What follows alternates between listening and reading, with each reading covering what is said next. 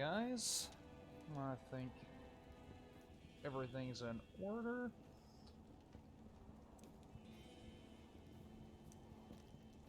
Had a little bit of a weird hiccup.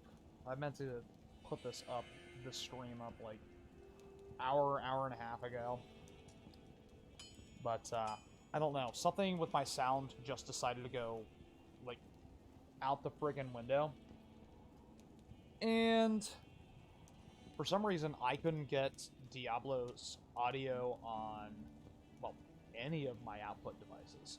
And then just out of freaking nowhere, it decides to flip back on.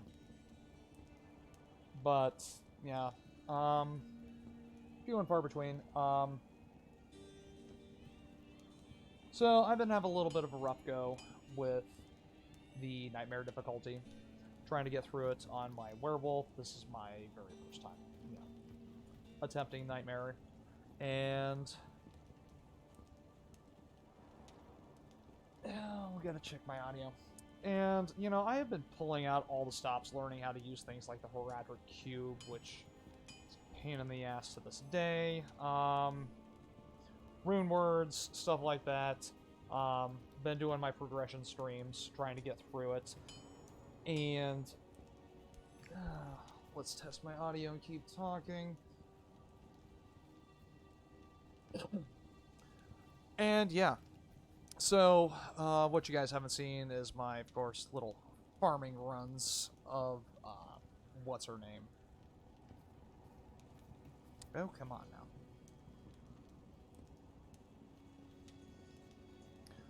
Okay, audio sounds good, but my farming runs of the Countess on this difficulty. I'm gonna throw it out there right now. I did not get much sleep last night. My little sweetie was over, and yeah, our date lasted very, very late into the morning. I think I went to bed at like a little after 1, and I had to be up for work at 4. So yeah, a little bit tired. But I wanted to get something out today.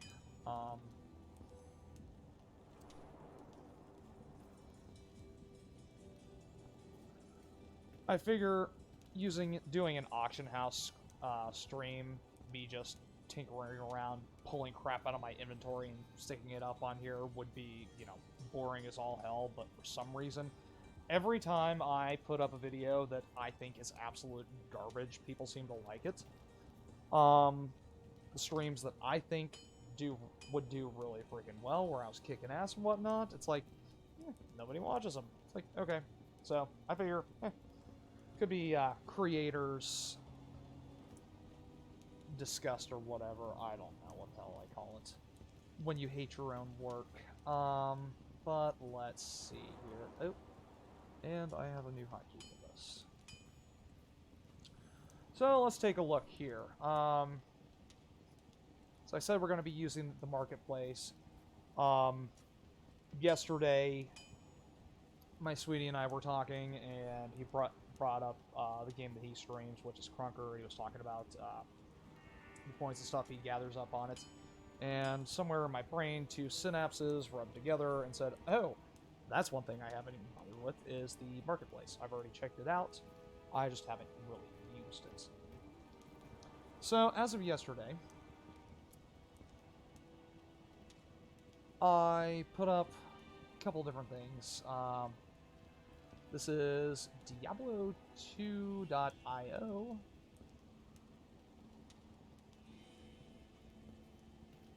And from what I can tell, this website, first and foremost... Oh, shit. Login. Let's swap screens real quick. Oops. Oh. That works.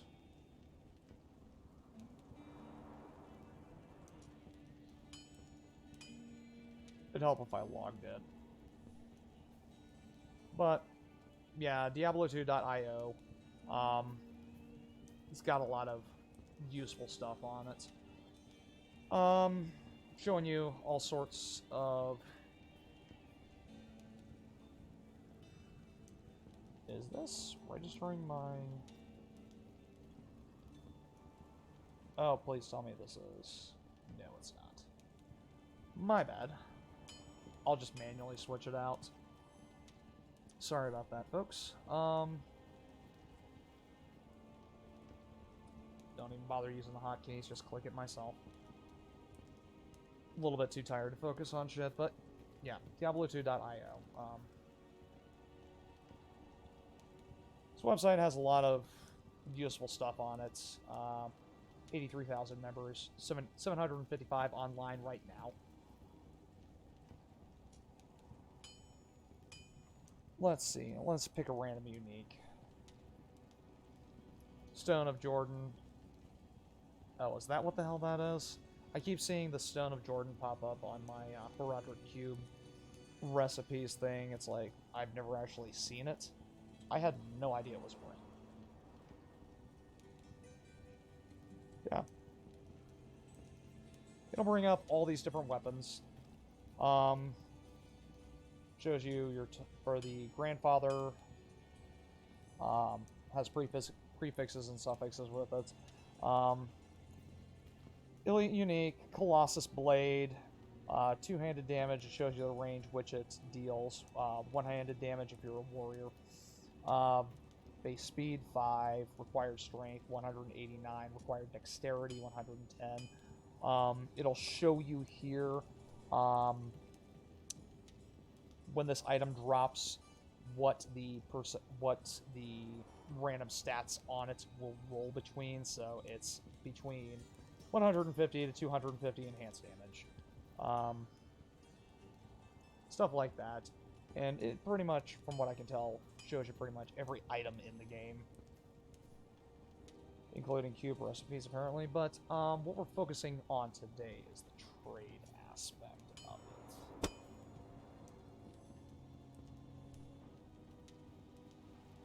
So,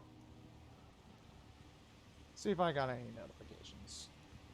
Unfortunately, I do not. That's cool.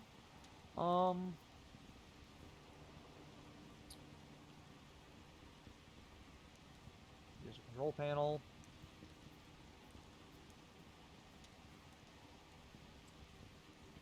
I think it's going to be under view profile. Here we go. Okay. Basically, let's take a look here. This is the Frostburn that I sold yesterday. It is the... yeah, just called Frostburn Gauntlets. It's a unique item. I'm just trying to unload a bunch of crap from my inventory because my logic behind this is I keep running the Countess. I'm not getting crap for runes, man. It's like I've done it over and over and over and over and over, and there's... once you overpower something, there's really no way to cut your time down if everything's melting in 1 or 2 hits. It's like, I'm not going to do it any faster.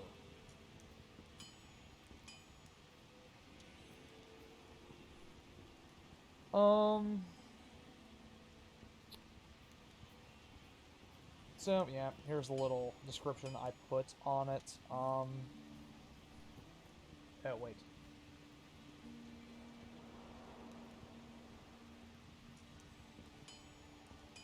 That's interesting. Frostburn. Oh, I see. Okay. So I was looking at my profile pic. I saw the helm there. It's like, where the hell is the pick of the item? But, yeah, mouse over Frostburn. These are the gauntlets that I have. I put the different stats in the description. In case it catches anybody's eye. Defense 48, plus 5 damage, 5% damage, 1 to 6 cold damage, 13% defense, plus 30 defense, plus 40 to max mana.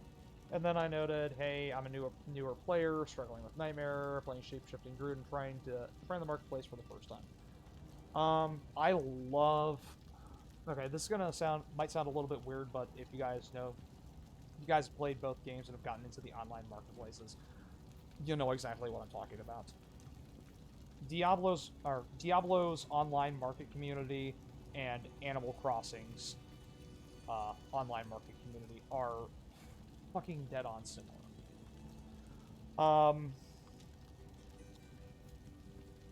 If you let it be known, hey, I'm new to this, you know, people tend to work with you. I've never actually traded an item in the game before. I think I have on Diablo 3. I played a lot of Diablo 3, and I jumped on this as soon as it came out on Resurrected came out.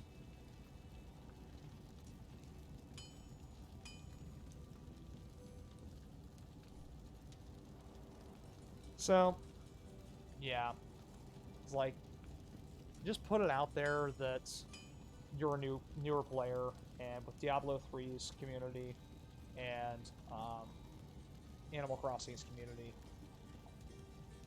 from what I've seen, it's like, okay, I'll explain to you how trading works. Here's the item that you wanted to trade for this, give me that, and I'll tell you what, I'll tip you extra large for it. And people will think nothing, like on Diablo 3, of dropping a couple million gold right in front of you. It's pretty crazy. People are really generous. When it comes to Animal Crossing, though, that tends to be a bit more of a problem. I have only played Animal Crossing New Horizons. When people drop an obscene amount of bells, like, the challenge to Animal Crossing is building your house, building your island, gathering supplies, and the thing is, if they're dropping a crap ton of the currency in that game, which is bells, you blow through the storyline pretty quick. And it just kind of loses its fun. And fun when it comes to Animal Crossing, it's a weird freaking game, man. Oh, let's see. I forgot to bring up my overlay.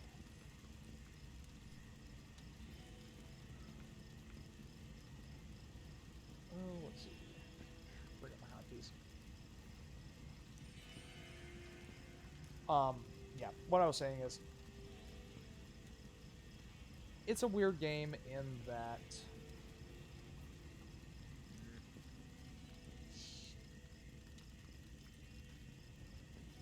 although in-game overlay one done. Okay.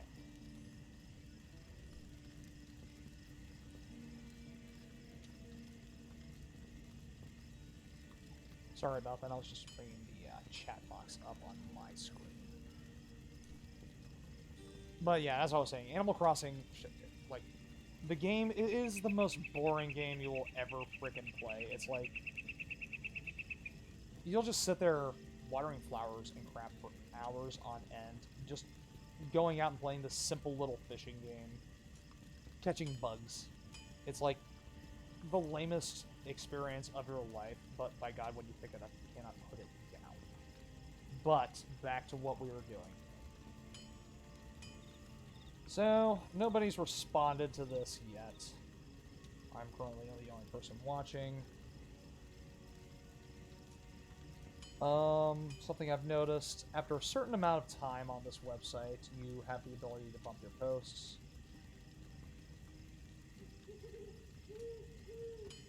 I don't know if this is a good thing to do or not.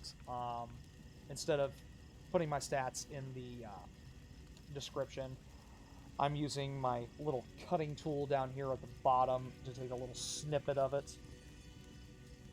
I don't know if people will see this and, you know, be put off by it. I'm hoping maybe somebody... Oh, yes, Rhett, I'm okay. I had my date last night, and guy I've been seeing did not get to sleep until, like, I think it was like 1:30, and I had to be up for work at 4. So yeah, I'm totally wiped out today. But yeah, I don't know if people are turned off by this or not. there is the ability to put tags in it, which I will show here in a minute. I'm thinking maybe when I use my little snippy tool here. Oh shit, how did you show me how to do that? New. Yeah.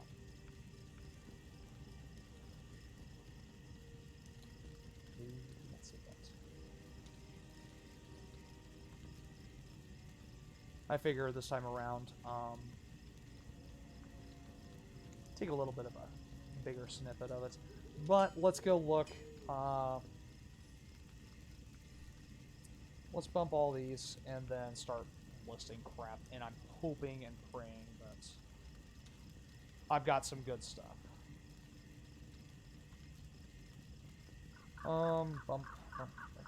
You can bump once every 6 hours. Yeah, okay. Bumping this trade will raise it to the top of the trade marketplace in various places on the site, and will reset the day expiration counter. 3-day expiration counter. Okay, so you can bump these all you want. So what I'm getting for this is, if you haven't done anything with it, okay, this trade will expire 2 days from now. Yeah, every 6 hours you can bump it back up, so that's cool.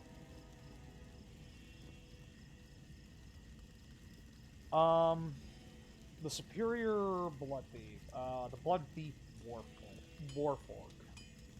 It's a weapon that I really wanted to use with my druid, but unfortunately the strength requirement was a little bit too high, and now that I'm a little bit further, I'm using better weapons that have about an equivalent strength requirement. I really don't need it, so bumping trade. Topic has been bumped successfully.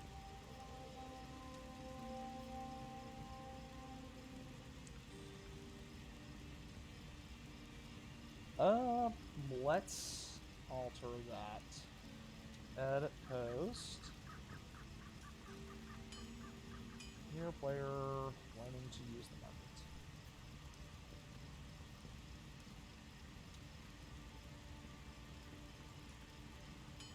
That sounds a little bit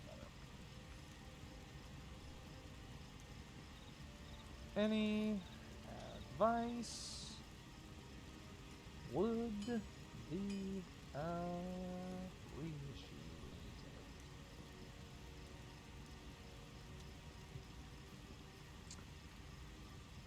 Rhett says, that's good. I was worried the other day, but I saw you were playing Pokemon and figured things have stabilized. Look forward to more Diablo.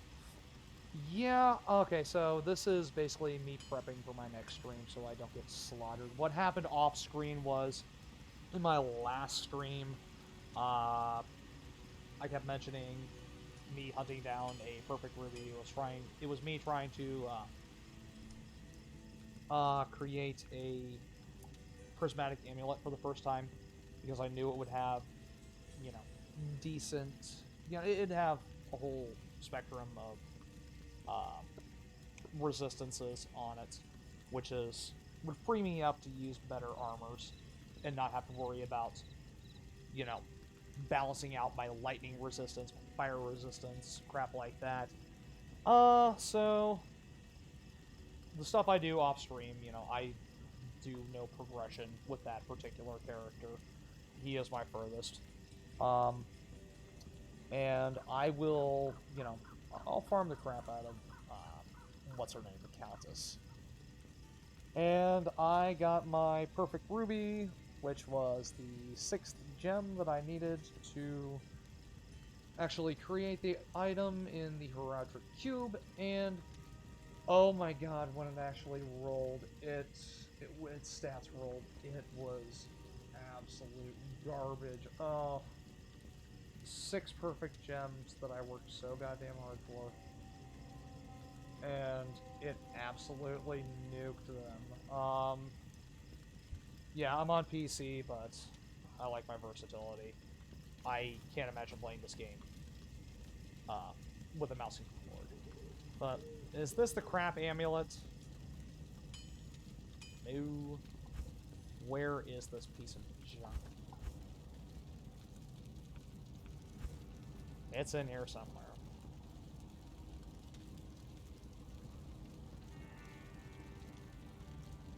But yeah, let's take a look at the actual stats on this piece of crap. Probably under my personal tab.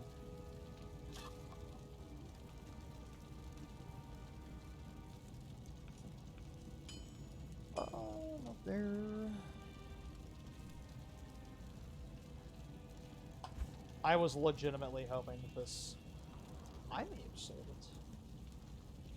Out of anger. Just... I was so pissed. I wouldn't say pissed as much as I was, you know... I felt my soul leave my body. I was so disappointed when this freaking thing dropped. Dropped. When it got transmuted into cube. Like I said, I've had like 2 hours. I'm not seeing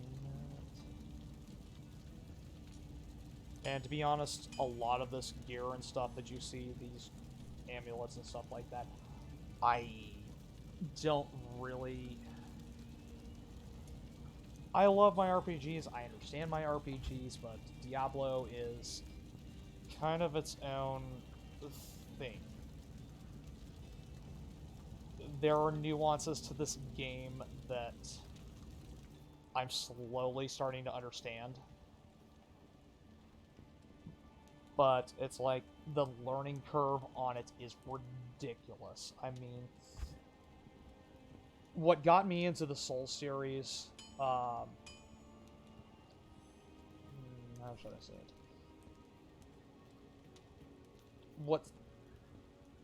Okay. My learning curve for Dark Souls was a hard 2-day-long affair, and I can tell you the exact moment that I became a Souls gamer. It was in between. It was Diablo, Dark Souls Remastered on the Switch. I had always wanted to get into Dark Souls gaming. My own personal bar that I set for myself, I don't judge others, it's just my own personal benchmark. I did not consider myself a true gamer until I could say that I beat a Souls game. So, got Dark Souls Remastered for the Switch. And the moment that I became a Souls gamer is when I was in between... It was in between the Bridge Dragon and Andre's Bonfire. There are no, if you're not a Souls gamer, there are no bosses in between there. It's just trash mobs. And I kept getting slaughtered.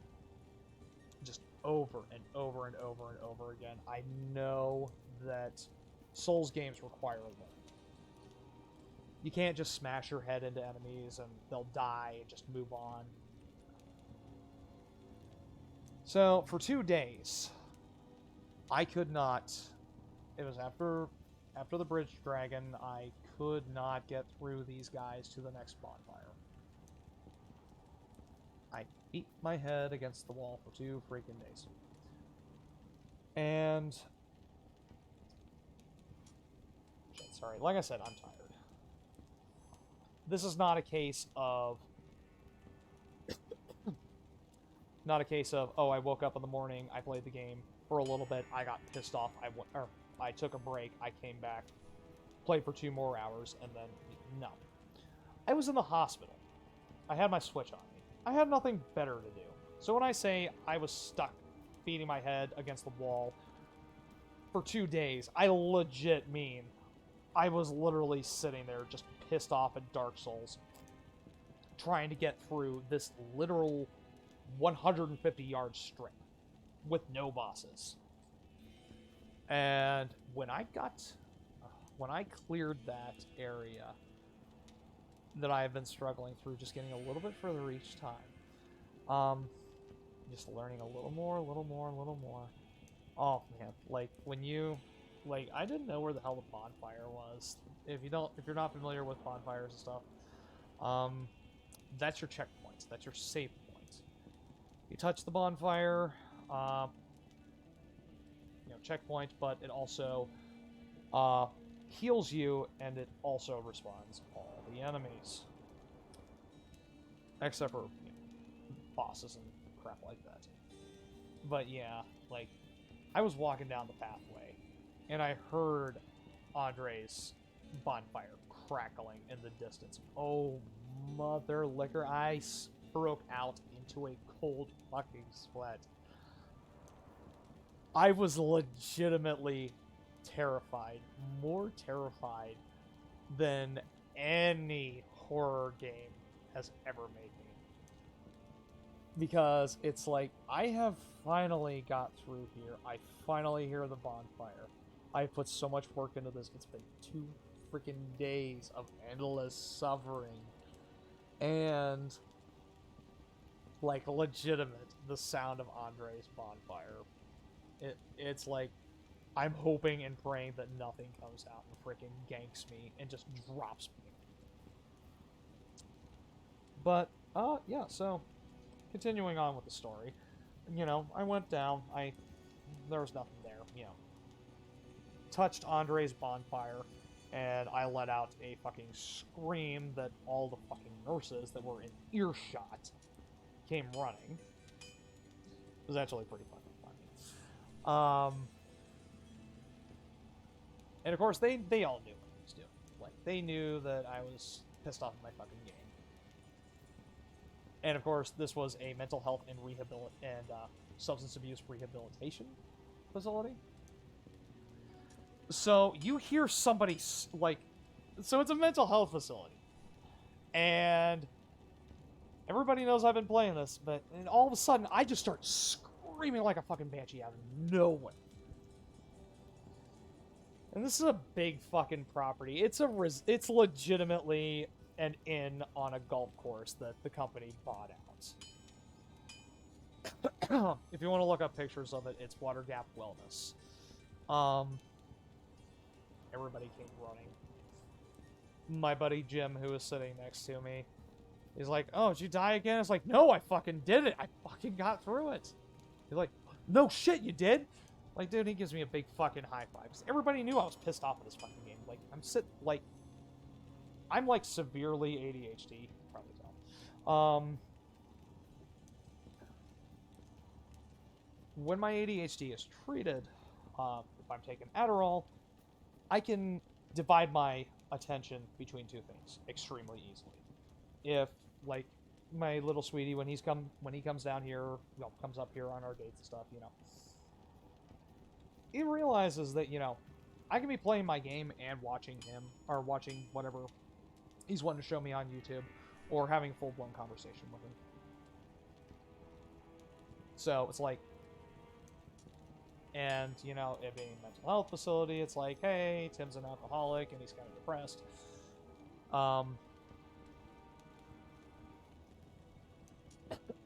That's his coping mechanism. And he's contributing in group 100%, so they're not gonna freaking take my Switch away from me. So I'm sitting there cussing in group. Like, every time I die, you'd hear a slight, "God damn it!" out of me.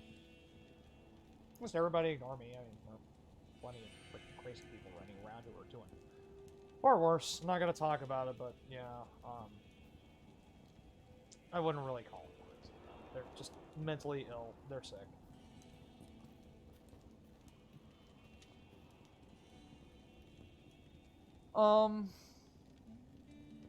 But yeah, everybody knew that I was doing this. Everybody knew I was playing it. They knew what I was doing. They knew I was stuck. They knew I was frustrated. All of a sudden, I'm by, like, my little room and stuff. Like, they knew where I was at all times. Everybody knew. Like, all the nurses and behavioral techs knew where you are at all times.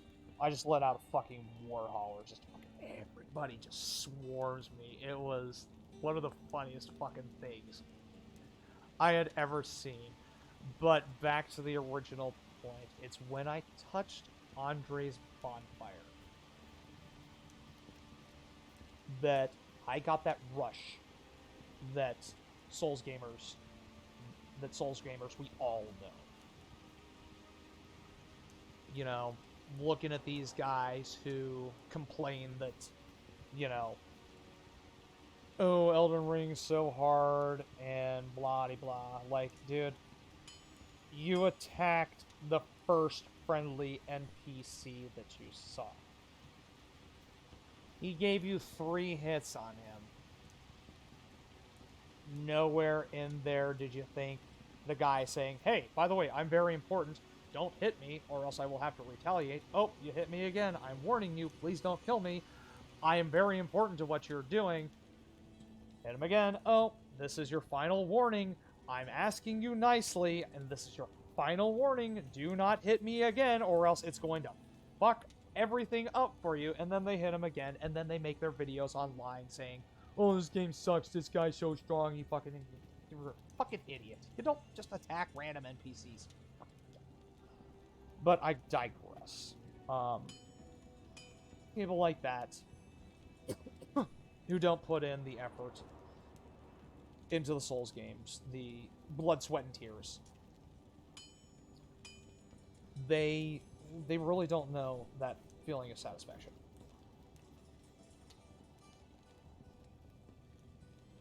But, where was I going with it? Yeah, okay, so after I touched Andre's bonfire,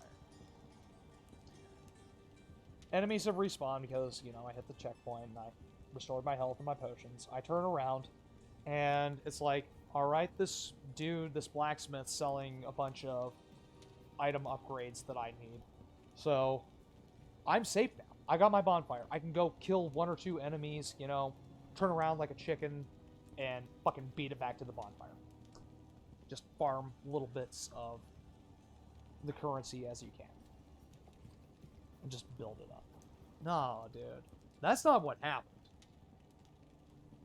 When I got through it the first time, and I hit that bonfire, and I turned around, all those enemies are there. I pretty much walked to the previous bonfire. It's like, I'm dropping things left and right. It's like, this fucking feeling of accomplishment just rushes over me. It's like, I didn't just get through here. You know, I just get through a hard part. I fucking learned it, man. That's what I love about Souls games. Level with you. I've beaten... Yeah, actually. Dark Souls 1 is the only one I've ever beaten. Elden Ring, I've only done one video on it because I'm burnt the fuck out on it. I've got well over 400 hours into the game, and I still haven't completed it. Fuck, I love that game. There's so much to do. I've got like 5 different characters. My biggest one, I think he's like, I don't remember. But anyways, yeah, I'm sorry, guys. Like, I'm just off on a tangent talking. But, yeah. 400 hours, and I still haven't beat it. I mean, yeah.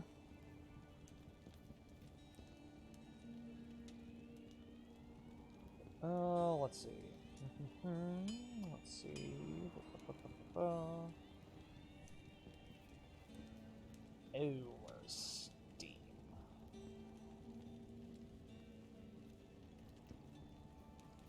Can you just bring up Steam, perhaps?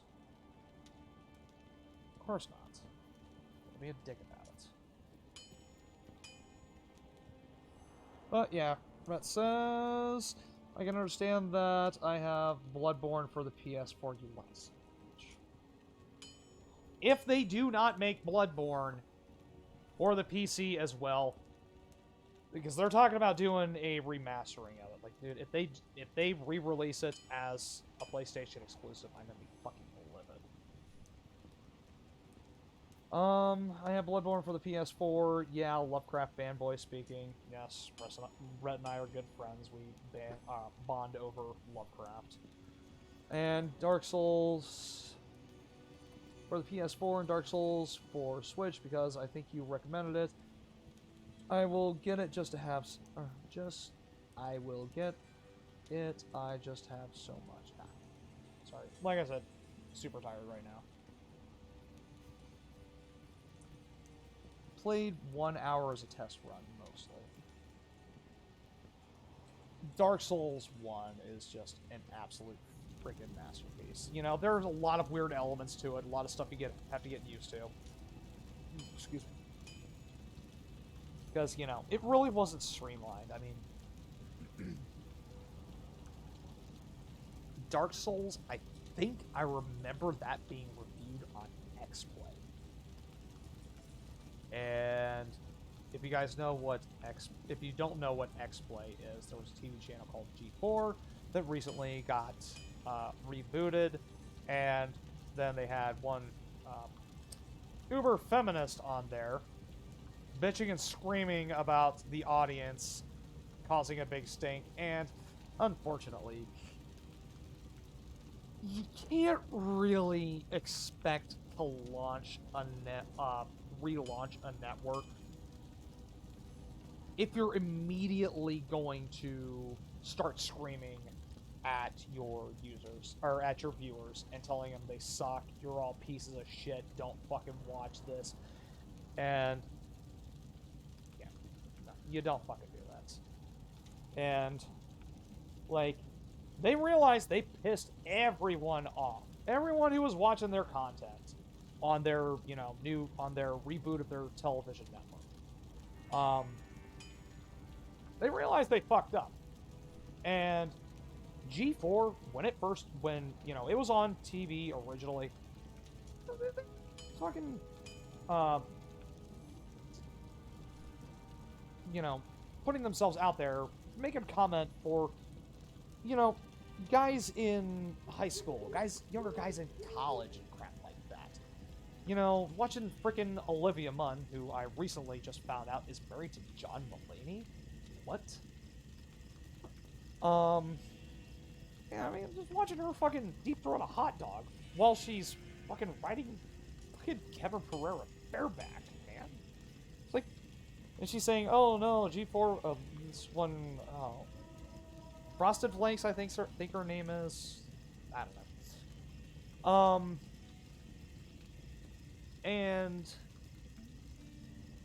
sorry, like I said, sleepy.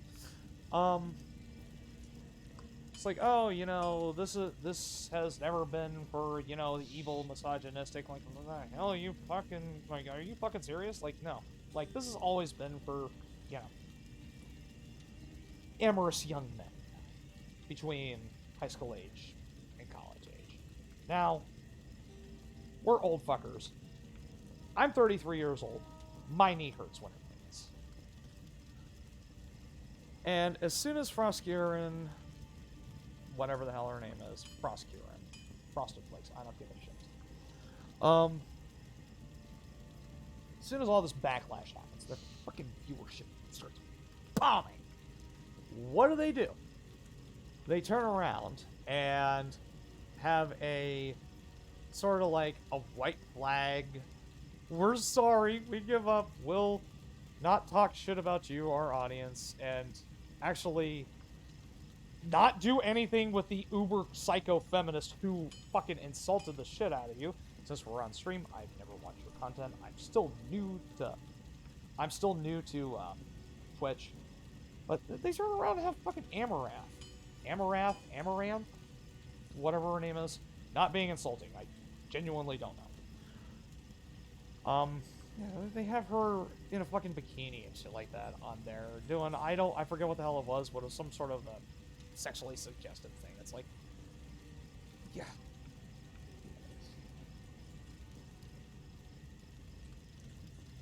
I forget where I was going with that.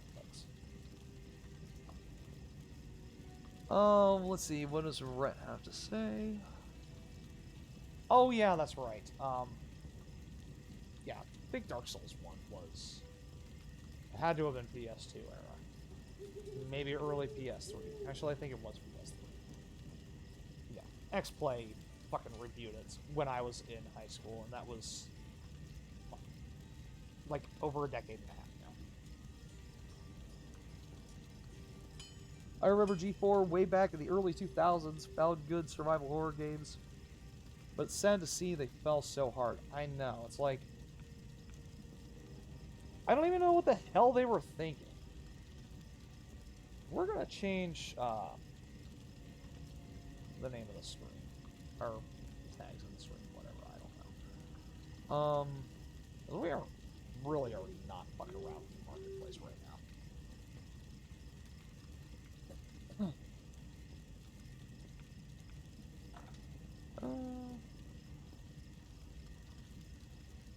Chatting.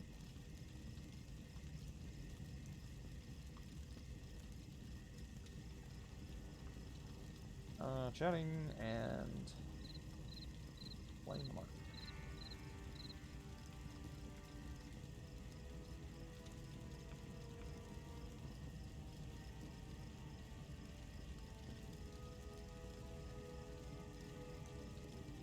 Chatty.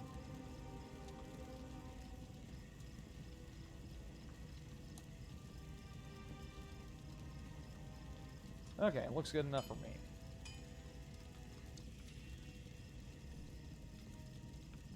So, back to this. Okay. Yeah, I remember G4 way back in the early 2000s. Yeah, it's like, I legit don't know what the hell the, people running it were thinking. Like, it went from video games to showing reruns of Cops. Okay? It was blatantly obvious that they were trying to model themselves after Spike, which, fuck, I know the whole goddamn history of that channel. Shit. I remember when it was the Nashville Network. Then it became the National Network, and then it became something like Men's TV? Or something like that. They were, you know, producing content for guys called Men's TV. I don't know. They have BET. It's like, whatever.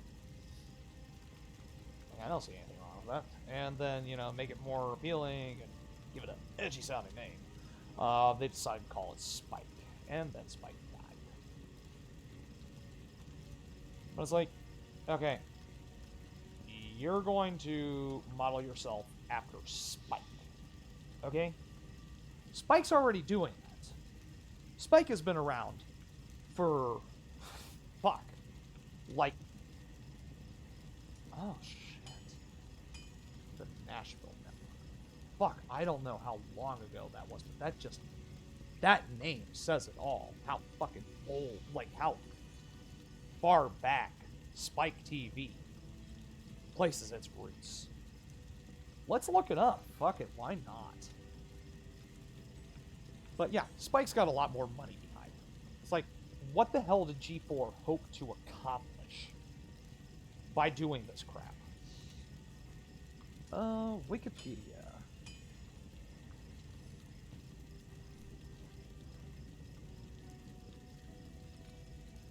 The Nashville Network.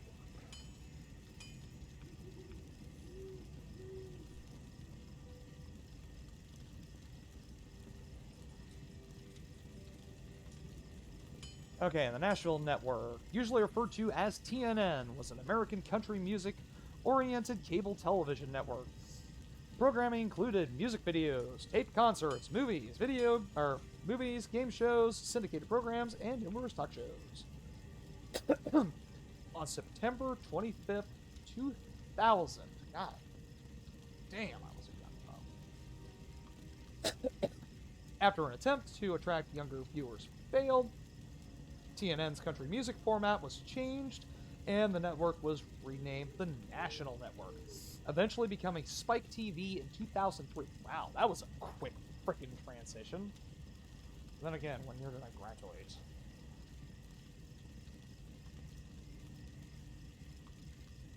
Oh, eventually becoming SpikeTV in 2003 and the Paramount Network in 2018. So, what that says to me, mind you, I really don't watch TV. I watch YouTube. there are certain websites that I will not mention on here that I get free programming from. I don't actually pirate, by the way. There are certain websites that you can get. You can just stream crap for free, as long as you have a good ad blocker. But yeah, that's 2003 to 2018. Like, Spike had a long fucking run, man. Like, 2018 minus 2003, that's like a whole bunch of years, man. 15. 15 fucking years Spike had a run for. Unless it got canceled and eventually had their assets bought out, I don't know.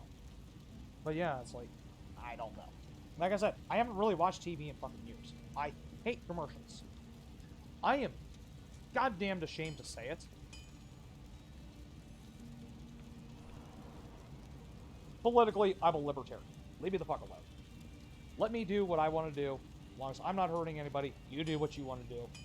As long as you're not hurting anybody, stay the fuck out of my business, and I'll stay out of yours. That's my political opinion. And, you know, I got guys I listen to, like Steven Crowder and people like that. And, like, listening to the way YouTube just fucking attacks them constantly, I am genuinely, hi, Alex. I am genuinely ashamed to say that I have YouTube Premium, and I, pay them directly. But, yeah. I also hate ads that much. I will sacrifice a little bit of my principles not to hear, an advertisement for the Chic Quattro 4000 while I'm trying to listen to fucking meditation music. Like, you ever hear an ad while you're trying to fucking meditate? I know that's not a lot of people can. I think I just disconnected from the server. Whatever. Not a lot of people can say, they would meditate frequently and shit like that. But, like, just imagine 100% peaceful, at ease, and then all of a sudden, yes, that's my little Alexandria. My baby. Winston's in the bedroom. He's in his cage.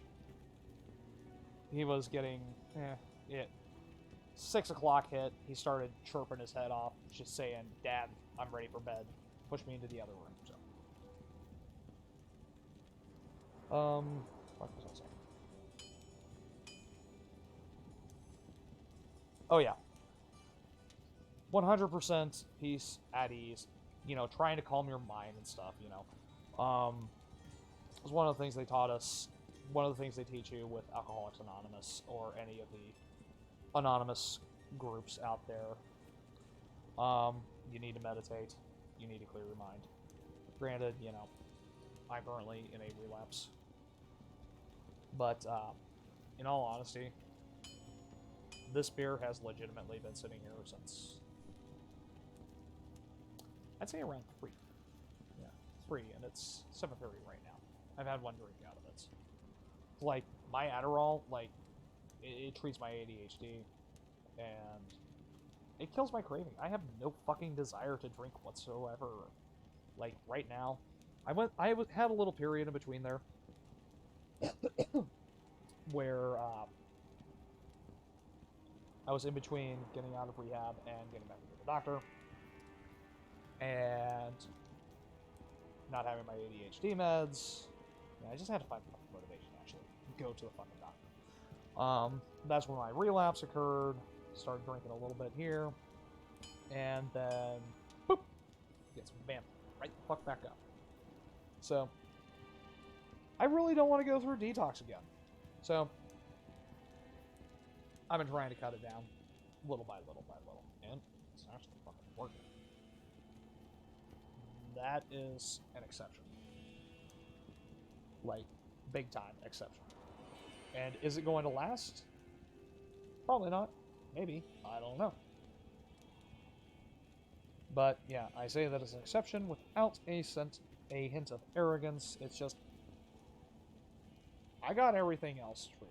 You know, my ADHD is the reason why I started drinking. I was a drunk for, oh shit, 11, 12 years, something like that. But yeah, it's like, I began alcohol dependent again. It's like, once I got back on my Adderall treatments, it's like I slowly started backing down because, like, dude I've been seeing will straight up tell you, it's like, if I don't have that little bit of alcohol at the start, I start to shake.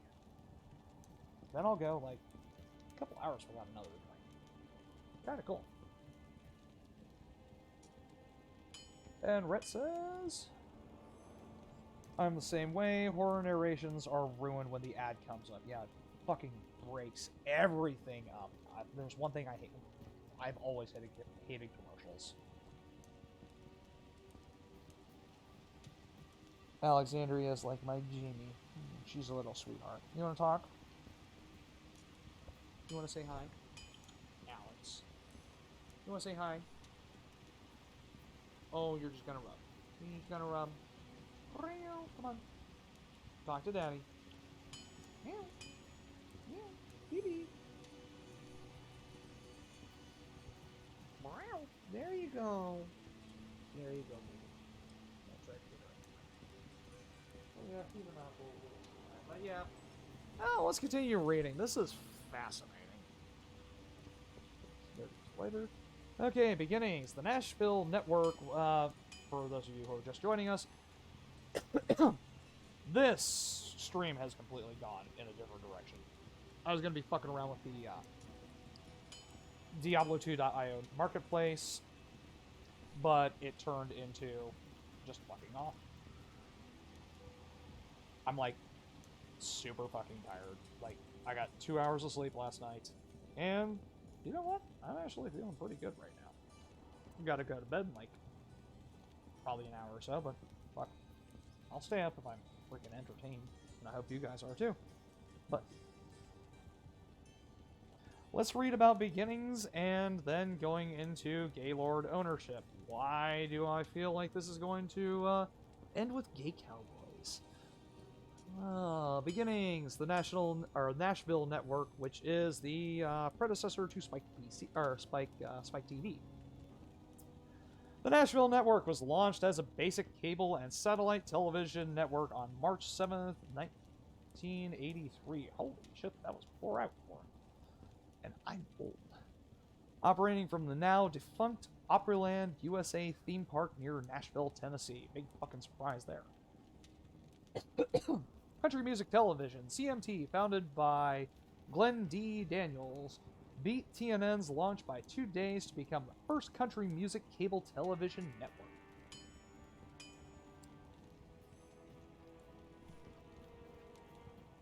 TNN was originally owned by WSM Inc., a subsidiary of National Life Accident Insurance Company. That's fucking interesting. Okay. I'm cool with that. Hell yeah, like an insurance company wants to start a TV network. Fuck yeah, dude. That owns several broadcasting and tourism properties in Nashville and the traditional country radio and stage show, The Grand Ole Opry. Never watched it, have no desire to listen to Howling Hillbillies. Country sucks. It initially focused on country music-related original programming. TNN's flagship shows included Nashville Now, The Grand Ole Opry Live, both of which were broadcast live from Opryland, USA. During TNN's first year of broadcasting, American General Corporation, parent company of Blah, put the network up for sale along with the other Blah properties in an effort to focus on its core businesses. So, wait, let me backtrack there for a second.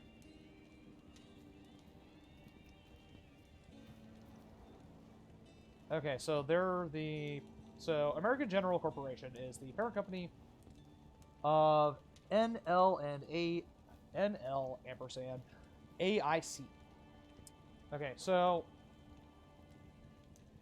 Life Insurance Company were the ones who founded the TV network. So what the fuck does this American General Corporation look?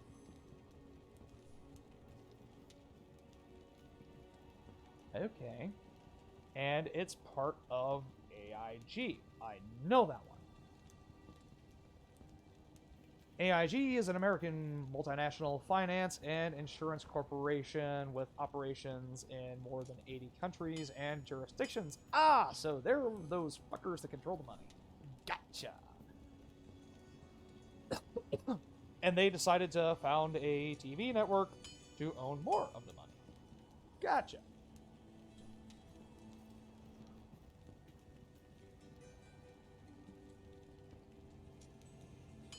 Let's see. Let's reread that. TNN's flagship shows included blah blah blah, which were broadcast live from blah during TNN's first year of broadcasting. Put the network up for sale along with other. Okay, so they bought the stuff, they built it up, and then they either wanted to liquidate it for the money, or saw it as a hole, and a hole that they needed to be stepping out of, or else it was going to sink them. Okay, so let's read about Gaylord ownership.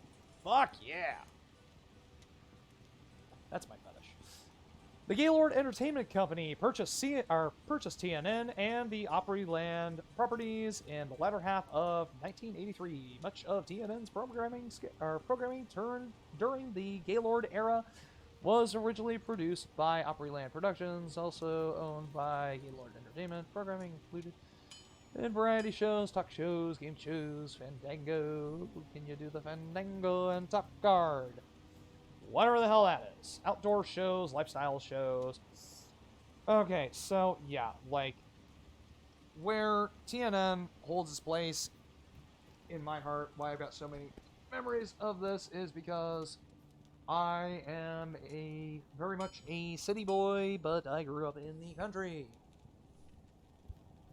I came from a family full of hunters. My grandparents owned a public horseback riding stable down in the Mohican State Park in Ohio, in the Loudonville-Perrysville area. The name of our stables was Bit and Bridle Stables. We also owned a small water park named the Mohican Hills Waterside Stables. My family had a decent amount of freaking land, and my grandmother was it was like 12 or 13 brothers and sisters. So yeah, it's like I've got all these fucking redneck family members. We got a whole crap ton of land. So whenever, gun season would happen, it was always a big fucking deal in my family. Everybody would come down, the women would cook the breakfast, brew the frickin' coffee, men are all fucking decked out in their hunting gear, blaze orange and their camo, got the Remington 870 with a slug barrel on it. They know exactly where they're going. They've come down periodically, over the course, prior to the season, check out where the deer were going. Everybody's plotting out where the hell they're going. So yeah, big hunting and fishing family. My dad and my grandfather would watch TNN constantly to watch all the hunting shows and crap like that on there, and I criticized it back then. I would say to myself, I would always watch Dad watching his fishing shows. It's like, okay, Dad, like, why are you watching this crap? Why don't you just go out there and fish? Do it yourself. And, well, now we have Twitch. Just saying. People watch me play video games. A couple of people watch me play video games. Okay, so. Oh, let's see. Let's drop that overlay. Okay.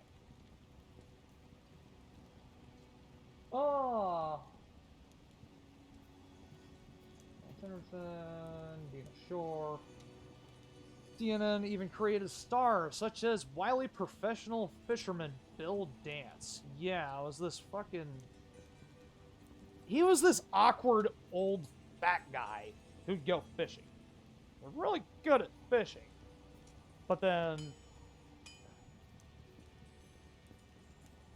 Oh, what is the name of that fucking show from the black and white era? Family Guy did a little sketch about him.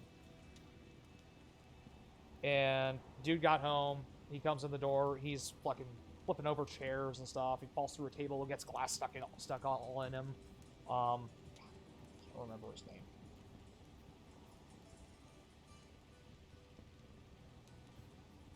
But anyways, yeah. So that's pretty much what Bill Dance was.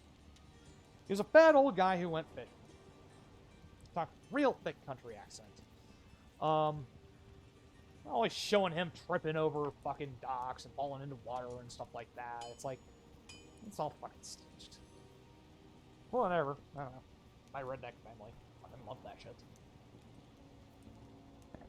Nothing against rednecks, by the way. I grew up as a redneck. I was out there doing all the same shit that they did, but I stepped away from it. When it's like, you know, sitting perfectly still in a tree for 5 fucking hours at a time is awfully goddamn boring. I get the rush when you see the deer and it pulls up close enough. You got that broadside shot. Hits right behind the shoulder, takes out both lungs and the heart. Real quick kill. Boom. Deer's done instantly. It doesn't move. People, all these environmentalists want to talk about, you know, how evil and cruel hunters are. It's like, fuck, no, they're not. Like, you want to see a hunter get fucking emotional and, like, have it genuinely have a severe emotional impact on them. They wing a deer or a goose or a turkey, whatever. For a deer, it's customary to, you know, wait your stand for a half hour. You come up on the deer, and it's bedded down. It's wanting to die. You walk up on it, boom. That adrenaline kicks in. Deer takes off the gun. So yeah, wait a half hour. Want to see a hunter fucked up, you know. After they wait that half hour, they come down and they come across that animal, and they did not get a clean kill. And that animal is wounded. That animal is mortally wounded. So remember when my dad was muzzleloader hunting, and I watched that. That's when he was talking about it. I still remember his words. That he clipped that deer. It's not a clean kill. Mortally wounded, he came up on it, he looked at it.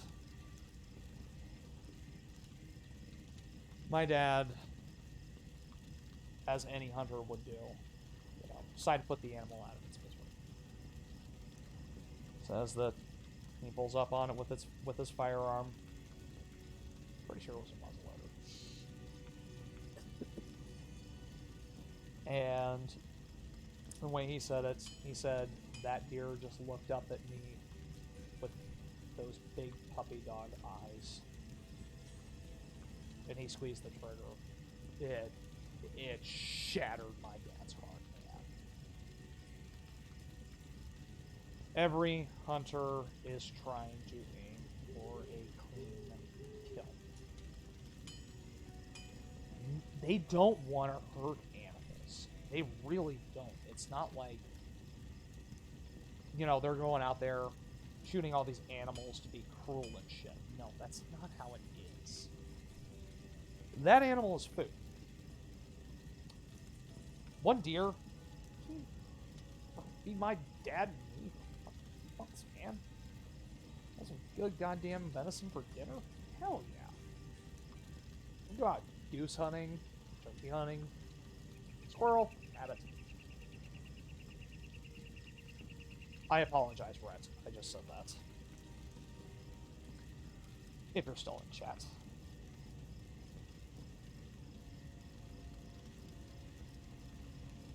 But yeah. Everybody wants to get a clean kill. I have never been in a situation, because I only hunted for a couple of years, I've never had to put an animal down. Or rather, I have had to put animals down, but, yeah, veterinarians did it. But, yeah, I've never had to finish off a mortally wounded animal. But, it's like, at a certain point, it's like, I don't want to be out there in the cold and wet. One time, Great Uncle Harry came. Story my dad, fucking hell, was my grandfather and my grandmother's divorce. That would be fucking. So, yeah, the family was kind of split as to whether they want to be with the matriarch or the patriarch. My dad sided with Grandpa. I fucking hated my grandfather. He was very abusive to my grandmother. Let's not talk about that right now. Keep going on with the story. Oh, I'm still here, don't worry. Bring up my overlay so I don't miss shit.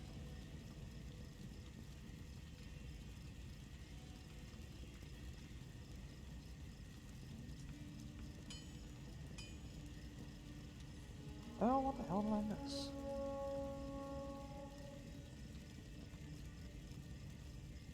Hold on one second. Something new has popped up.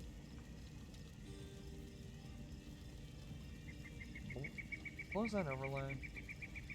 On a message for... Oh, Jesus, I remember. Oh, no. Huh. Okay, so, yeah, that's funny. I don't know if you guys saw that on here. It's capturing my thing. Yeah, Rhett used the word Gaylord in reference to the proper noun. Yeah, this dude that's in the fucking thing. But yeah, so, back to the story. Was Great Uncle Harry. He came down. And we went out and, you know, we were sitting out there in the cold. I was in my ladder stands, like, real nice fucking ladder stand, like, built from 2x4s and stuff like that. Nice big platform. Sat on it with a 10-gallon bucket with nice heated seat. It was at that time I started catching on that I had a disease called Raynaud's syndrome. Now, that might sound a lot worse than it actually is. A lot of people actually have it. It's about 1 in 10, but the severity of it varies. But Raynaud's syndrome, basically, when I start to get a little bit cold, my hands and feet cramp. It sucks. That is why anytime I go outside in the winter, I am the warmest motherfucker out there. I am dressed head to toe in layers. So, I'm sitting out there in the tree stand. And I was not warm enough. I was fucking freezing. You know, I was still in thermals and stuff like that. The core of me was just fine. It's just my hands and feet were so goddamn cold. And Great Uncle Harry, God bless his fucking soul. He had deer that were coming fast. And he fired a shot. Not at the deer, he fired a shot to spook the deer. That way.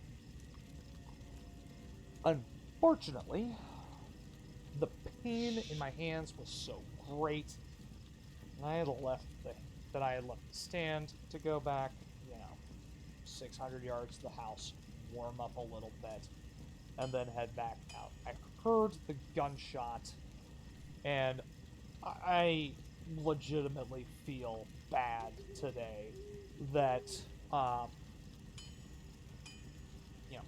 Uncle Harry, he came down there for me. Great Uncle Harry.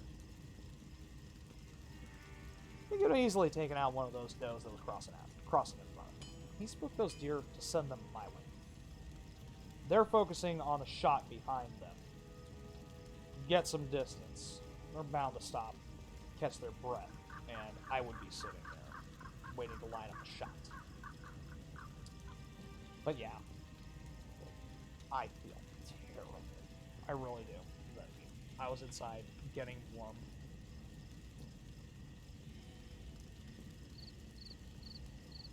Sup, Jace? How you doing, man? Oh yeah, they fucking censored that. They legitimately censored that. I'm literally looking at the word Gaylord on Wikipedia right now. That's fucking hilarious. So, yeah, with Raynaud's syndrome. Basically what causes it is your veins. When you start to get a little bit cold, normal people's, start to lose a little bit of blood flow. Somebody with Raynaud's syndrome, our veins will just shut. Not entirely, but you know what I'm saying. It's like it forces blood away from our extremities. Not enough blood flow, and your muscles are cramping up. Or your muscles are getting cold, they're starting to cramp up. I didn't really notice it. I mean, I noticed it, but it's not one of those things to really pay attention to. It's just freaking normal. Until I was living in my aunt's basement after the divorce happened. Yeah. Her basement was concrete floor. And yeah, my feet were getting freaking cold. I put on slippers and stuff like that. My feet were still freaking cold, though. Throw down a couple rugs, feet are still getting cold. Did not correlate the two, but at one point, like I noticed the skin on my feet was starting to die, man.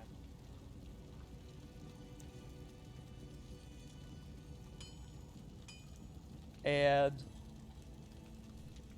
I was legitimately taking my feet and peeling off long ass strips of dead skin. Not like, your feet are a little bit tough and callousy. No, I was peeling off big old strips of skin. Obviously, I'm starting to get worried. Grandma's starting to get worried. She was living in the house at the same time. My aunt was getting worried. Her daughter. And yeah, I went to the freaking doctor. Nurse practitioner comes in. I tell her what's going on. She takes a look at me. It's like, oh, that's Raynaud's syndrome. The second case that I've had of that today. By the way, that's first-degree frostbite. No fucking shit, man. I legitimately got frostbite inside of a house. Just staying in somebody's basement, man. That's fucking crazy.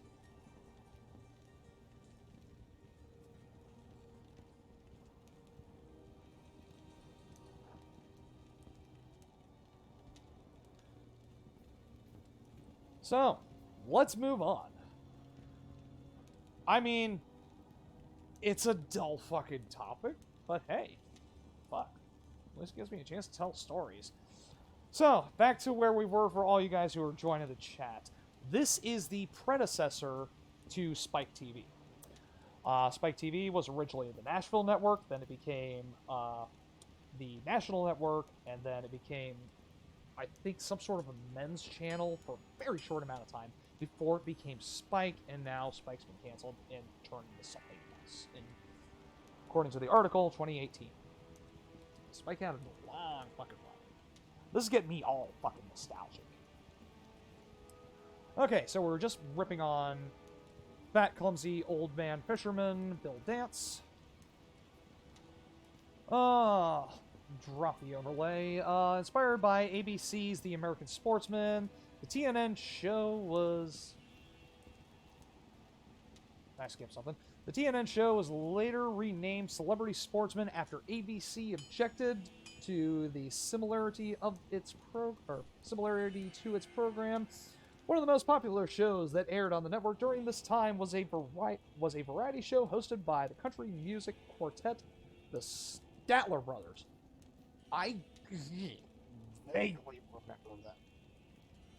I'm not a fan of country music. I'm a metalhead. Like, country, rap, pop, it all sucks to me. And people come at me like, oh, you don't like rap, but you gotta like Eminem, don't you? I was like, fuck Fuck no, I hate Eminem. Dude, if I want to listen to a grown-ass man whining about his fucking mommy issues, I'd have been a shrink. So, in 1986, TNN started airing rodeo events, beginning with the Mesquite Championship Rodeo. That actually sounds kind of cool. Yeah, me growing up on a horse farm was like, yeah, there were a couple times where, you know, they'd have rodeos and shit at the fair, you know. We'd have because we employed a bunch of freaking high school kids. You know, high school kids wanted to go out, you know, take, lead guided tours through the Mohican Wilderness, Mohican State Park, in Loudonville, Perrysville area of Ohio.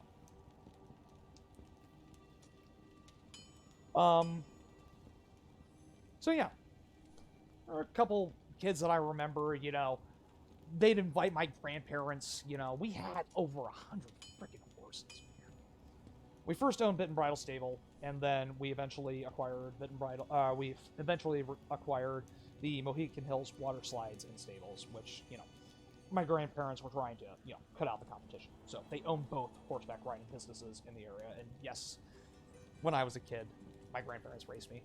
My dad was still in my life, though. My dad was very much part of my life, but yeah.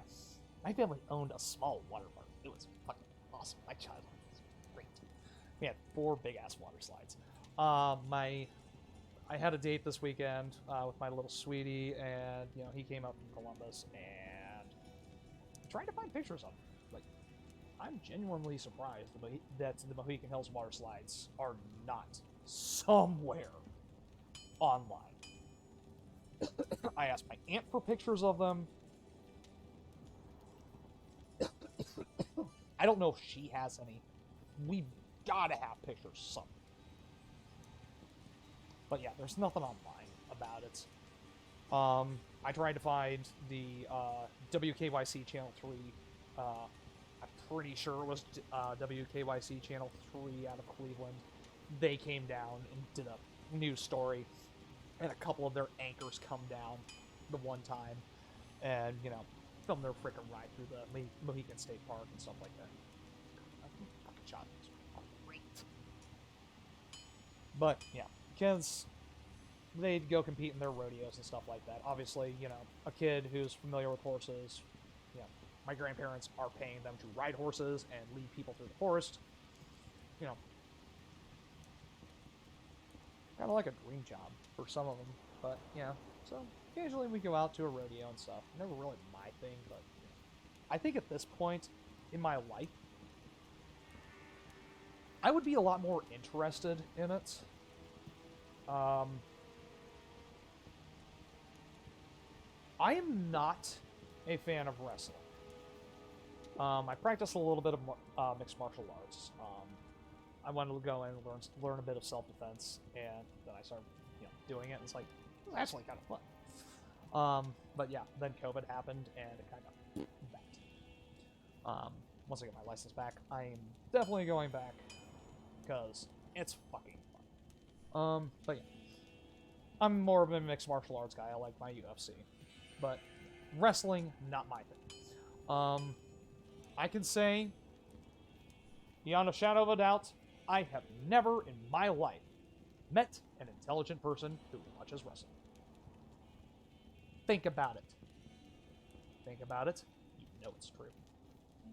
Ask yourself, do I know any intelligent people who watch wrestling? Probably not. But, here, I'd say about 6 years ago, I got catfished by somebody. I moved down to the Cincinnati-Dayton area, a little town called Middletown. Got its name due to the fact that it's halfway in between Cincinnati and Dayton. Middletown, clever.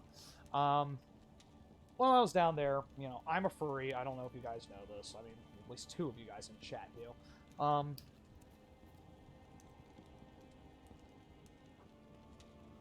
My buddy Jake's character was Al Capone, the Dogfather. And Jake's thing was wrestling.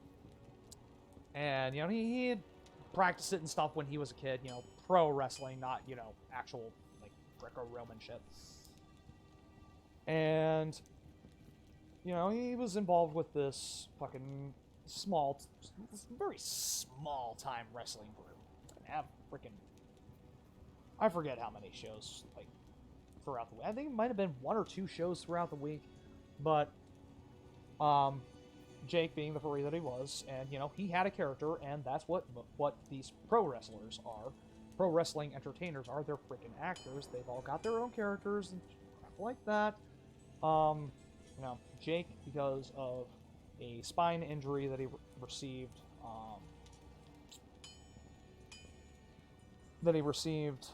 a little bit earlier in life, he was still interested in it. He'd still tinker around with it, but he couldn't be one of the, high-performing athletes and crap like that. But yeah, so he would dress up in his furry costume, his fursuit. He's a freaking gangster anthropomorphic dog, so they worked that into the show, and a lot of people fucking liked it. I don't know what the hell happened with that. I haven't spoken to Cabone in a while, but it was like my best friend while I was down there. Always fucking hanging out. One day he asked me, he's like, "Hey, you want to do something tonight?" I was like, sure, maybe. Like, I'm going up to Reynoldsburg. There's a fucking real estate agent up there who's having a big fucking furry bonanza up there. And that would have been my first one of Casey's parties I went to. He's like, well, I'm kind of looking for some help.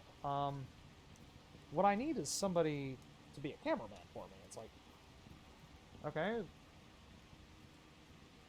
what exactly is this about? It's like, well, I got this, little professional, amateur professional wrestling circuit thing that we got going on up here. Is like, I'm fursuiting, and I am part of the show, and, I'm wanting somebody to, wanting to get another fur to come out, or anybody for really, just come out with me, pay for, and film it. I'll pay for your ticket. I'll get you some food.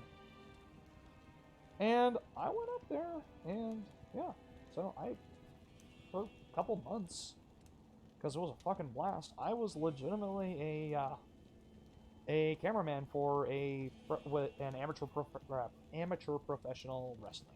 It's pretty fucking cool. Like, I won't, but going back to the point, pulled a Simon Whistler there. Rodeos might not be my thing, but then again, wrestling is not my thing.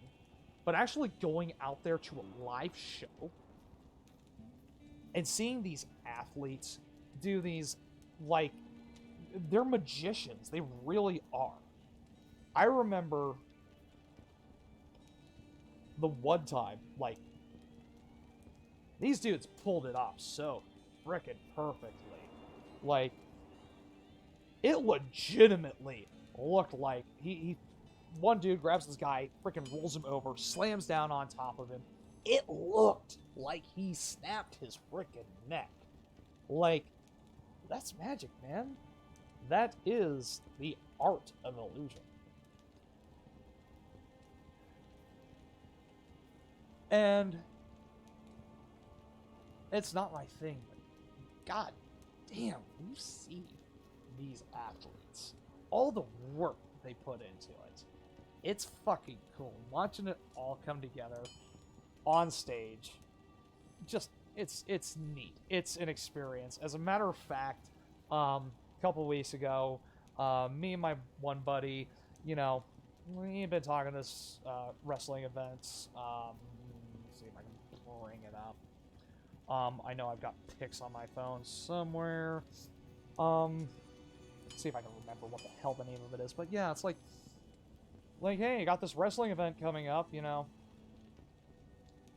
And, like, yeah, it's like, you know what? I've been pro wrestling events before. It's a fucking blast, man. I don't know the stories. I don't know, like, this is a circuit that I've never heard before. I don't look into these circuits. When I got there, it turns out, like, they mentioned this one guy, Robbie Reigns. And he was at the first meet that I filmed. I had no idea what the hell was going on at this first meet, but I do remember Robbie Reigns being the big fucking star of this shit. Their grand champion, belt holder, whatever the fuck it was. But yeah. Tie it all together, Hans. Yeah, so me, my buddy, and his two friends, you know, we're all hanging out. Did a couple shots and done a little bit of coke. Went to this freaking wrestling meet and just watching these guys. I didn't know any of the stories. I didn't know half the shit they were talking about. The half that I could actually hear because it was in a. Let's not talk about where it was and the fact that I just mentioned illegal substance.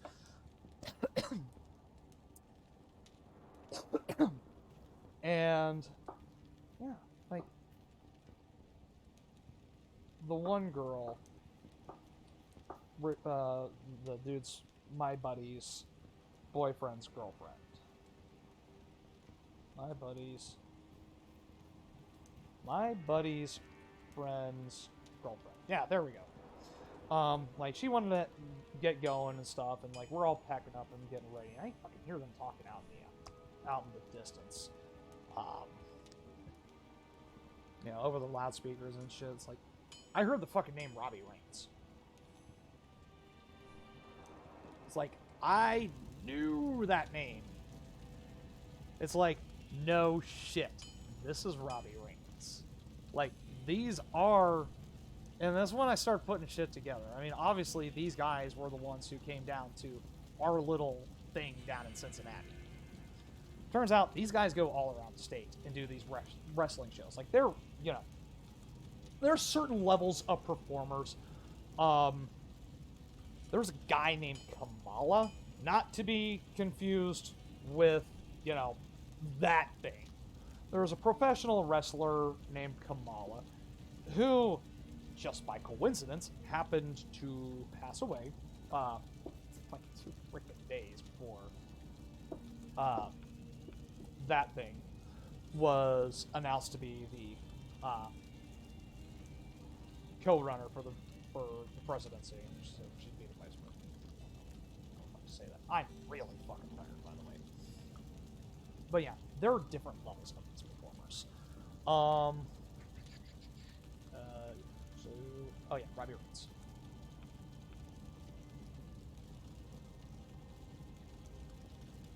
I don't know.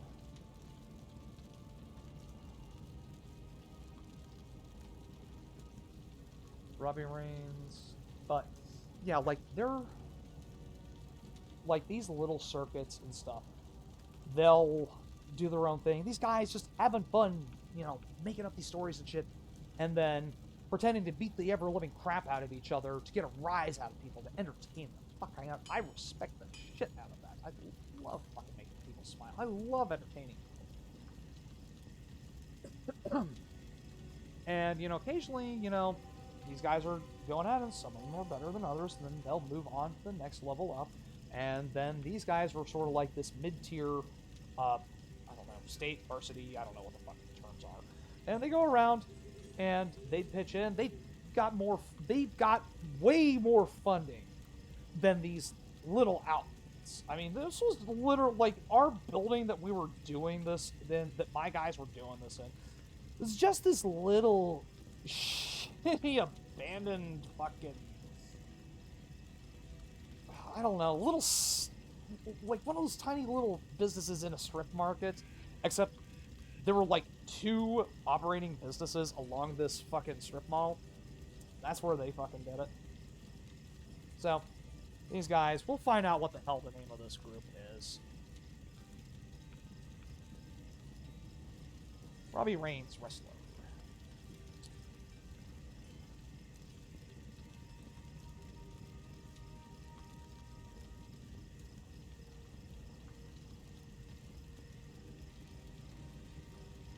Is this the same guy? I can still remember the dude's cardboard cutout. But yeah, these guys have, like, so much more freaking funding at their disposal.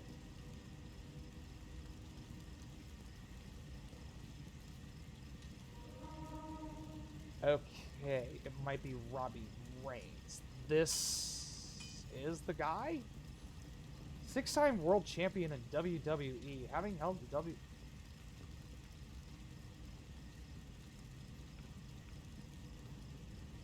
I don't think this is the same. Wait. Maybe it is.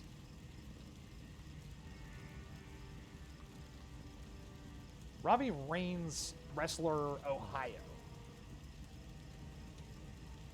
Is this an actual fucking WWE dude? Like a fucking big timer?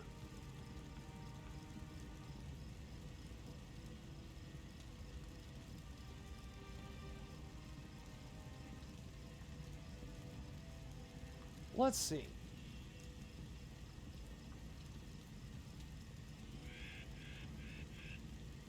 Robbie Reigns. Bingo. Found it. I'm not gonna log into Facebook though.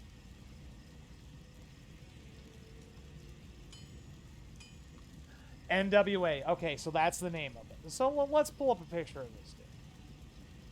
Okay, these are the guys who were holding the event in Miami. Got all these. Yep, see? And it says right here, Middletown. They performed down there. Yeah, the National Wrestling Alliance. Let's check this out. Bring up these guys' info. It's like, check them out. Why the fuck not? National Wrestling Alliance.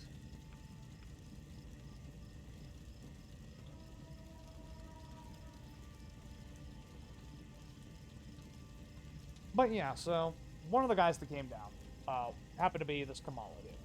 I had no idea who the fuck this guy was, but my buddy, the dog father, Al Cabone, the guy who got me into this as being the fucking cameraman.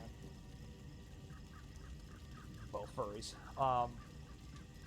He was making a big fucking deal about it. I was like, oh my god, I can't believe Kamala is actually going to come down here. And the skill level between these lower guys, you know, who are doing it for fun, you know, maybe a couple bucks of beer money, as opposed to one of the big fucking professionals who fucking national, international superstar. The way he moved was completely different from the other guys, from anyone there. His movements were smooth like butter, man. He put down these hits. You definitely, like, you could tell, like, you knew in your heart of hearts this shit was fake, but damn, this dude made it look real.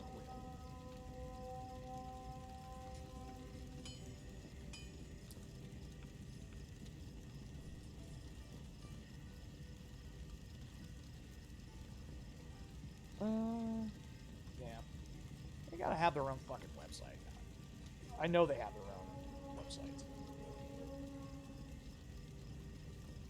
Or they have a Facebook thing. But, yeah. I'm pretty sure some of my pictures got posted on their website. Because I did share them to their, yeah, to the website, to the actual page that they told us to. Where to send them the email and shit. It's kind of cool, man. It's like, first off, when I was taking these pictures, you know, I can't say that I was a natural at being able to hone in on the action, but I will tell you one thing, motherfucker. Pokemon Snap for the N64, pretty me fucking well.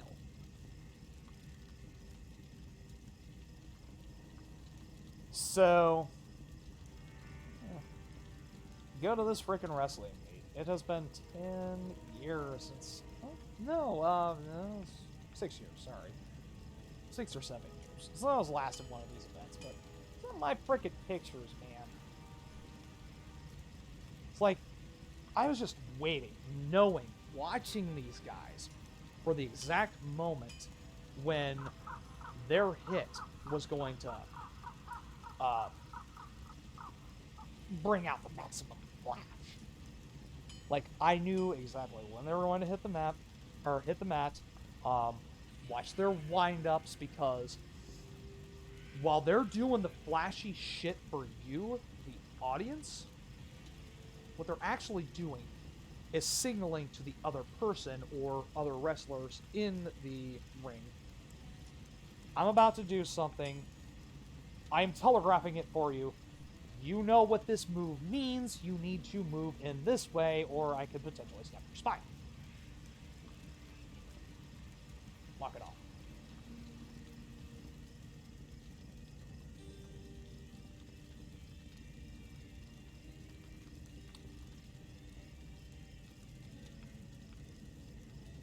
Yeah, let's take a look at this stuff.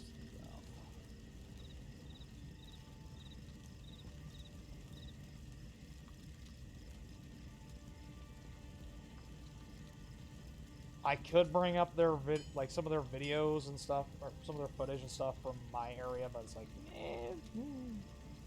you know, the whole don't want to dox myself. But yeah, dude. I don't care what the live event is. I want to go see it. Because it's going to be a fucking experience, man. I'm the type of person where somebody says to me, hey, you want to go do X? I don't give a shit what the fuck it is. I'll go do X. Why? It breaks me out of the house, man. I go out, I have to cut loose, I can do something different, I can have a little bit of fun. There is one caveat to that. In my desire to go out and find something to do, I ended up going to a CFA pageant. If you're not familiar with the CFA, that is the Cat Fanciers Association. Basically, you know how they do all the dog shows and stuff like that? Well, the CFA does the same thing with, you know, cats. That was not, in any way, shape, or form, what I thought it would be.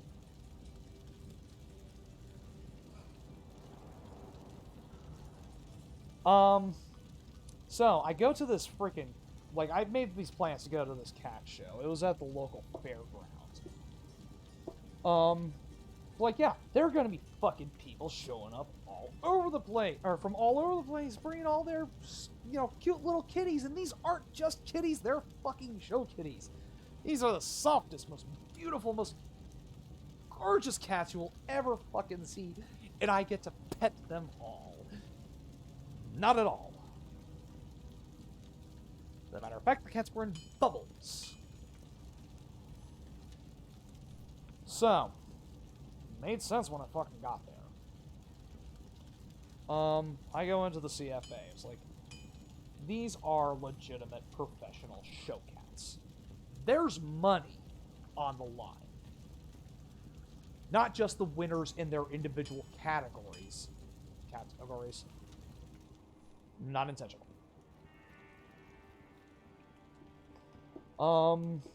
But yeah, we're talking world-renowned breeders showing off their cat. Their cat is literally their product. Their cat is what they sell. No, you can't pet the kitties. And it was a goddamn shame. Let's darken this chat box a little bit on my end. So, pop in settings. Overlay. Darken that. Yeah, that's what fucking broke my goddamn heart. So, these people are coming with their show cats. I was bullshitting with, you know, all these cat breeders and stuff. We're putting their cats in the show. The different, you know, divisions. I was talking to people who legit drove like 17 freaking hours to come to this thing.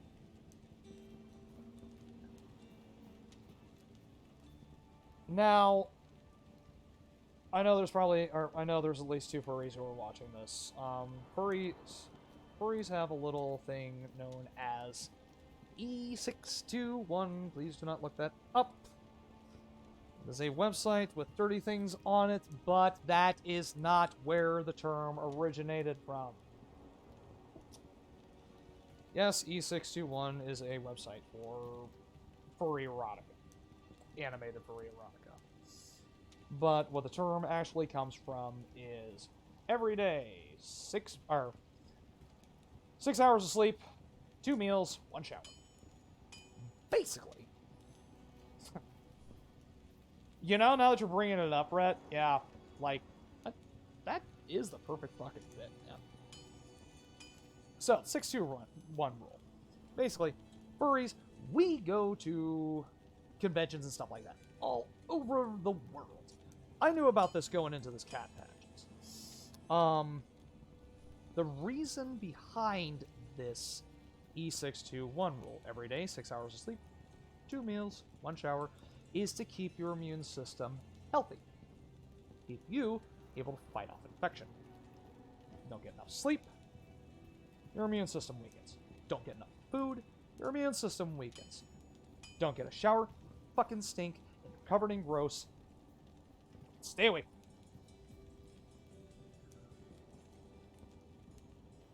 The reason why this rule is such a big thing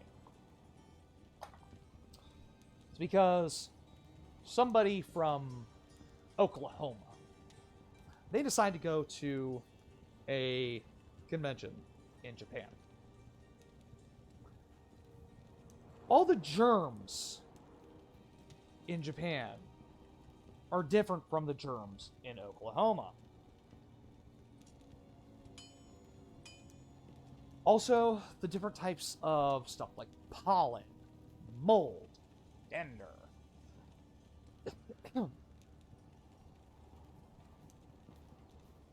It's all different. And you, all of a sudden, pop up in Japan from Oklahoma. Your system is getting bombarded by a bunch of crap that it has never seen before, and, you know, you end up with a condition that they call con crud. Basically, all these new pathogens and stuff that your body is freaking the fuck out over. It's wrecking your system. And by the end of the convention, drunk or not, your ass is going to get run down unless you follow the E621 rule. So, apply this to the cat pageants. I know we just jumped from a website that's notorious for furry pornography to a cat pageant, so let's just keep it weird and fucking go with it. Find the link here. These people drove 17 hours across country to put these cats in this cat pageant so that they can win the prize money, so that they can get their names out there as breeders, so that they get more customers. It's what they do. It's how they make their living. And, like, knowing the E621 rule going into this, I'm talking to this one lady, the lady who drove 17 hours, and it's like, there's a lot of these people who are doing that. And as soon as you walk in, you can definitely tell. You cannot pet the cats. And if you have the opportunity to pet a cat, if you have the opportunity to pet a cat, there is a cat that is there. And you can pet it. Don't do that because you're going to piss off the breeder. Why? Because the breeder that I spoke to drove 17 hours across country. I don't know where the hell she came from, but in my little neck of the woods, the germs that are on me are different from the germs in her area. If I were to pet the cat would get sick, wouldn't necessarily die or, you know, frickin' get sick for 2-3 weeks at a time. But if I remember correctly, this cat pageant took place over the course of 2 days or something. It's like, these cats are getting the same shit that furries get at conventions. Just not the whole AIDS thing. They're getting the con crud. because their immune systems are working overtime to get rid of these these new germs in their system they don't see. So yeah, all of these kitties are in these little freaking bubbles, man. They're fucking cat bubbles, plastic cat bubbles with ventilation systems and crap like that, dude.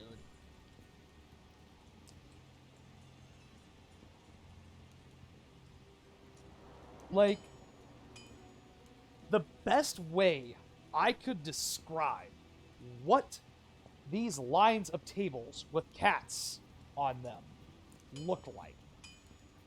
It's like, imagine like a settlement on Mars, man. You've got all these curved, like, structures and stuff like that, all over plastic and shit like that. Just, it's habitation. These cats had all they need. They had their food, they had their water, they had their toys. A lot of them had, if I remember correctly, a lot of them had, like, air filtration systems. So they wouldn't catch the crap that was floating in the air. Totally disappointed that I did not get to pet any fucking cats while surrounded by, like, 1,000 of, like, one of my favorite fucking animals. Broke my damn heart. But yeah. Pretty cool.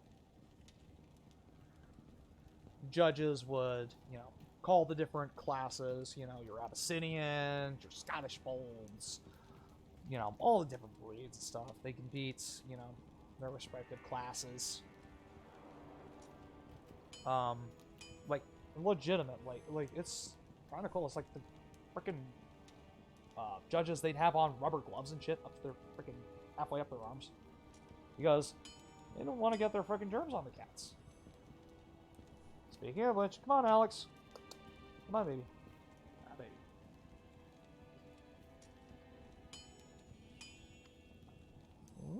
Hi, baby. But yeah, totally fucking broke my heart. Didn't get to pet him. But yeah, this stream went nothing like I thought it was going to. Like, thought I was gonna play some fucking Diablo, which is what's playing in the background, which is what I was originally planning on doing. But instead, fuck. Got off on tangents about pro wrestling, tangents about my childhood growing up as a hunter, talking about the origins of SpikeTV. I had a lot of fucking fun tonight, guys. I hope you did too. But 8:30 here. I gotta be up for work at 4. And I had like 2 hours of sleep the night before. And yeah, really hope you guys had a nice time. I am Hans Voppeltinger, and don't you dare go hollow. Good night, everyone.